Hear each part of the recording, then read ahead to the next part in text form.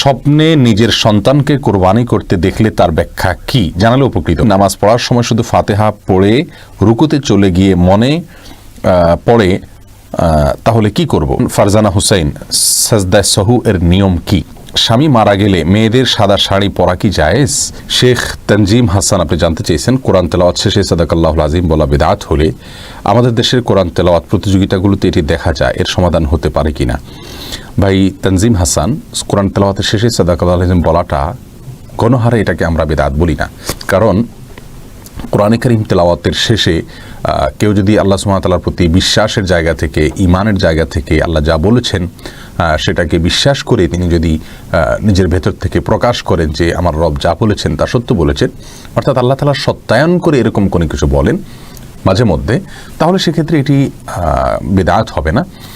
আর তাছাড়া কেউ যদি এটাকে সুন্নাহ মনে না করেন অথবা এটাকে কোরআন তেলাওয়াতের জন্য অপরিহার্য মনে না করেন, তাহলে সেক্ষেত্রে এটি বিদআত হবে না। তবে কেউ যদি কোরআন তেলাওয়াতের সুন্নাহ মনে করেন, এটাকে কোরআন তেলাওয়াতের অংশ মনে করেন অথবা কোরআন তেলাওয়াতের জন্য অপরিহার্য কাজ মনে করেন, তাহলে তো অবশ্যই এটি বিদআত হবে। কারণ কোরআন ও হাদিসের কোথাও তেলাওয়াত শেষে এরকম সাদাকাল্লাহুল আযীম অথবা এই জাতীয় কোনো কিছু বলার কথা বলা হয়নি। তেলাওয়াত শেষ আমরা রেখে দিব, এটাই হলো স্বাভাবিক। আর এর বাইরে মাঝে মধ্যে আমরা আমাদের মনের থেকে আল্লাহ সুবহানাহু ওয়া তাআলার প্রতি আমাদের আস্থার কথা যদি জানান দিয়ে আমরা সাদাকাল্লাহুল আযীম পড়ি, তাহলে সেক্ষেত্রে এটা বিদআত হবে না। তবে হ্যাঁ, আমাদের দেশের মানুষ এটাকে সিস্টেম বানিয়ে নিয়েছে, কোরআন তেলাওয়াত শেষে আমরা সাদাকাল্লাহুল আযীম বলতেই হয়, এটা একটা অঘোষিত নিয়মে পরিণত হয়েছে। সেজন্য ধারণাটা ক্লিয়ার করা দরকার এবং খুব বেশি থেকে বেশি এটার প্রচার হওয়া দরকার যে এটি কোনো কোরআন তেলাওয়াতের জন্য অপরিহার্য কোনো কিছু নয়, সুন্নাহ নয়, কোরআন হাদিস নির্দেশিত কোনো কিছু নয়। এরপরে প্রশ্ন করেছেন ফারজানা হুসাইন, সাজদায়ে সাহু এর নিয়ম কি? বোন ফারজানা, সিজদা সাহু নিয়ে বিস্তারিত আলোচনা রয়েছে। সিজদা সাহুর ক্ষেত্রে আমাদের দেশে ওলামায়ে কেরাম যেভাবে সিজদা সাহুর কথা বলে থাকেন, অর্থাৎ হানাফি মাযহাবের ওলামায়ে কেরাম যেই দৃষ্টিভঙ্গিতে সিজদা সাহুর ক্ষেত্রে যে দৃষ্টিভঙ্গি রাখেন সেটা হলো যে আমাদের যদি কোনো ওয়াজিব তরক হয় অথবা সিজদা সাহু দেওয়ার মতো কোনো বিষয় হয়, তাহলে সেক্ষেত্রে আমরা একদিকে সালাম ফিরিয়ে তারপরে আমরা দুইটা সিজদা করে উঠে আবার আত্তাহিয়াতু দুরূদ পড়ে তারপর আমরা সালাম ফিরাবো। আর এর বাইরে এরাবেন স্কলাররা আরও একটি পদ্ধতির কথা বলেন, আর সেটি হলো যে সরাসরি সিজদায় গিয়ে উঠে তারপর আমরা দুদিক সালাম ফেরাবো, দ্বিতীয়বার আত্তাহিয়াতু আর পড়বো না। এবং বিশেষ কিছু ভুলের ক্ষেত্রে প্রথম প্রকার আর দ্বিতীয় প্রকার অন্য ভুলের ক্ষেত্রে বলার কথা অনেক ওলামায়ে কেরাম বলে থাকেন। বিস্তারিত আলোচনা করার সুযোগ নাই, আমরা ইনশাআল্লাহ ভিন্ন কোনো ক্লিপে নিয়ে কথা বলবো। এমনি শরীফুদ্দিন জানতে চেয়েছেন যতবার কালিমা পড়া হয় ততবার কি ঈমান নবায়ন হয়? ভাই শরীফুদ্দিন, আসলে কালিমা পড়ার সাথে ঈমান নবায়নের সম্পর্ক নাই। ঈমান নবায়ন হলো আপনি আপনার ভেতর থেকে আল্লাহ সুবহানাহু ওয়া তাআলার প্রতি আস্থা, ভালোবাসা, আল্লাহ সুবহানাহু ওয়া তাআলার প্রতি ভরসা, আপনি ভেতর থেকে আল্লাহ সুবহানাহু ওয়া তাআলার তাওহীদ বা একত্ববাদের বিষয়ে আপনি স্বীকারোক্তি দিচ্ছেন কিনা, সেই মানসিকতা নিয়ে যদি আপনি কালিমা পড়েন তাহলে অবশ্যই সেটা ঈমানের নবায়ন হবে ইনশাআল্লাহ বিইذনিল্লাহ। এরপরে নিউ কাটার এআইডি থেকে প্রশ্ন করা হচ্ছে, স্বামী মারা গেলে মেয়েদের সাদা শাড়ি পরা কি জায়েজ? মেয়েদের স্বামী মারা গেলে সাদা শাড়ি আর কালো শাড়ি এরকম কোনো কিছু পরার ক্ষেত্রে ইসলামী শরিয়াত কোনো নির্দেশনা দেয় না।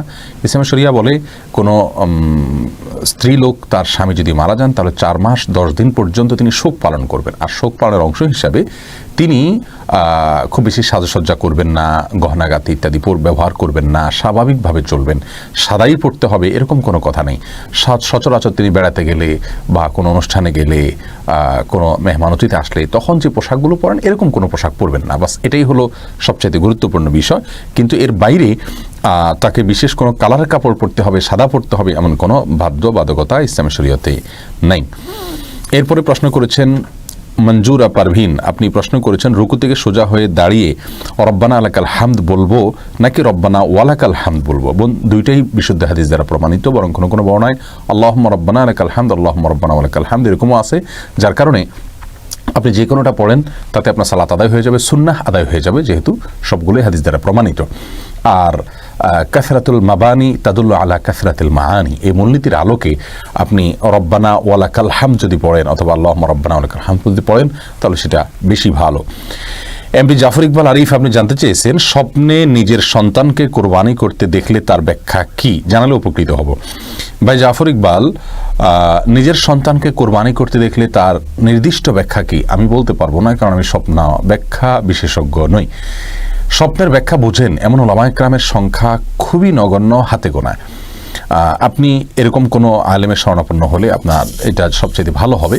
তবে কোরবানির স্বপ্ন ইব্রাহিম আলাইহিসসালাম দেখেছিলেন সন্তানকে। আল্লাহ সুবহানাহু ওয়া তাআলা এটা তার পরীক্ষা নিয়েছিলেন।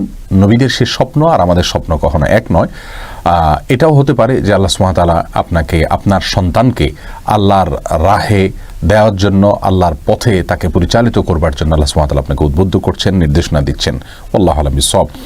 সবুজ ভূঁইয়া, আপনি জানতে চেয়েছেন আমি যদি নামাজ পড়ার সময় শুধু ফাতিহা পড়ে রুকুতে চলে গিয়ে মনে পড়ে তাহলে কি করব? ভাই সবুজ ভূঁইয়া, সূরা ফাতিহা পড়েছেন, অন্য সূরা মিলাননি, রুকুতে গেছেন, তারপরে মনে হয়েছে, আপনি সিজদা সাহু করবেন, কারণ সূরা ফাতিহার পরে অন্য সূরা মিলানো ওয়াজিব ওলামায়ে আহনাফের মতে, আমাদের ওলামায়ে কেরামের মতে। আর এই মতটা দলিলের দিক থেকে বেশি শক্তিশালী এবং সমৃদ্ধ। যদিও আরাবিয়ান স্কলারদের মধ্যে সৌদি আরবের ওলামায়ে কেরাম এবং হাম্বলি ফিকহ ফলো করেন ওলামায়ে কেরামের অনেকেই বলেন যে সূরা মিলানো অথবা সূরা ফাতিহা পরবর্তী যে কেরাতের অংশ সেটা ওয়াজিব নয়, সেটা আবশ্যক নয়। আমরা দলিলের আলোচনায় বিস্তারিত গেলাম না, শুধু এটুকু বললাম যে আপনার ওয়াজিব হওয়ার মতটাকে অগ্রাধিকার দিয়ে আপনি সিজদা সাহু করবেন, এটাই আপনার জন্য অধিক নিরাপদ। এরপরে প্রশ্ন করেছেন এমডি মেহেদি হাসান সজল, আপনি জানতে চেয়েছেন অনেক মানুষ জামাতে নামাজ পড়ার সময় ইমামের সালাম শেষ হওয়ার আগে নামাজ ছেড়ে দেয়, অর্থাৎ পেছনে তাকায় বা নামাজ থেকে উঠে যায়, এক্ষেত্রে নামাজ কি ভেঙে যাবে? ভাই মেহেদি হাসান, জামাতে নামাজ পড়ার পর ইমাম সালাম শেষ হওয়ার আগে ছেড়ে দেওয়া অথবা আপনার ইমাম সালাম ফিরান শেষ করার আগে কারোর এক দু রাকাত ছুটে গেলে তারপর দাঁড়িয়ে যাওয়া অথবা তাকিয়ে ফেলা, এটা ভয়াবহ রকমের একটি অপরাধ। এটাতে একে তো ইমামের অনুসরণ করা হয় না, ইমামের অনুসরণ করা এটা জরুরি এবং আবশ্যক একটা বিষয়। তবে এই ব্যক্তির সালাত হবে না বিষয়টি এরকম বলা কঠিন।